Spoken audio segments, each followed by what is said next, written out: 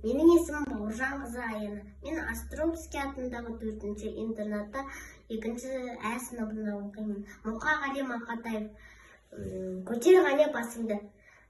Сен жыладың жігітім, көп көрдім деп тұрмыстың тапшылығын, қайтпады деп жұртқа еткен жақсылығым. Сен жыладың, бір қатты соқ қалдым деп, бақытсыз болып қалдым деп, жарар. Өткен күн оралар ма? Қарау керек бауырым саған алға. Басыңдағы бөрік пе, орамал ма? Көтер ғане басыңды қалай бұның, мұз болып еріп кеткен бе барай бұның? Көтер ғане басыңды, күніңді босқа өткізіп бедің. Тағдырың неге сұрайды сараң? Өмірдің барлық сәтсіздіктерін бақытсыздық деп кім айтты саған? Кім айтты саған?